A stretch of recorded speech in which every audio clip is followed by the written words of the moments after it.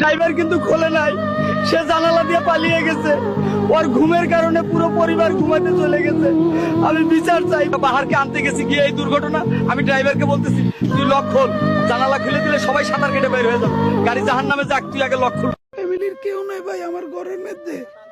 আমার বাচ্চারা আমি একবার দেখছি, শুধু এয়ারপোর্টে আসি একবার দেখছি, আর কেউ নেই ভাই। আমি বিদেশ আমার ওয়াইফের সাথে আমি 1 মাস 10 দিন সংসার করছি ভাই। আমি রিলেশন করে বিয়ে করছি ভাই। আমার ভিসা হওয়ার পরে যখন চলে যাবো আমি ওরে বিয়ে করছি। বিয়ে করার পরে 1 মাস 10 দিন ছিলাম। আমি যাওয়ার পরে আমার বাচ্চা হয়েছে। আমি 2 বছর 7 মাস পরে আইছি, কিন্তু এখন আমার সবকিছু দুঃখ হয়ে গেছে ভাই।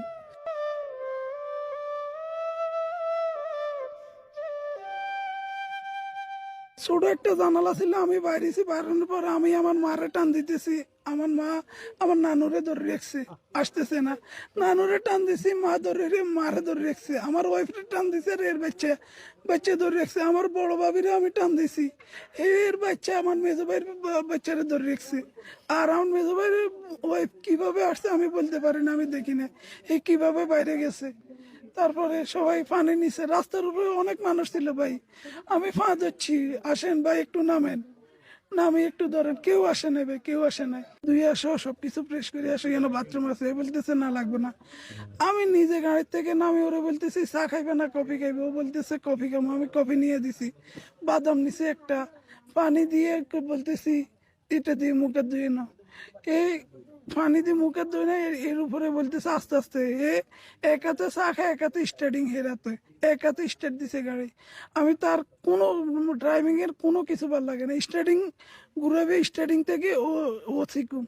ইতনা এত বড় একদম এর ড্রাইভারের কাতারে যায় না। এর ছবি আছে ফেসবুকে, দেখছেন কে জানে।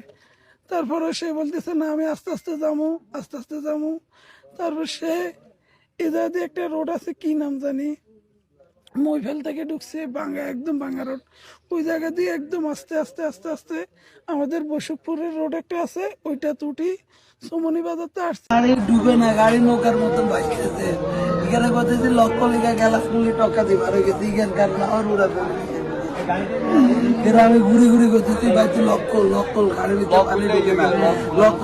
আমি গাড়ির দরজা খুলি দিলে ব্যাগে সাঁতার কাটে তো নিয়ে গাড়ির দাম নামে যায়। ইয়ে আসতে ইগার জানালা খুলি টকা দিবা রেখে বাঁচালাইছে।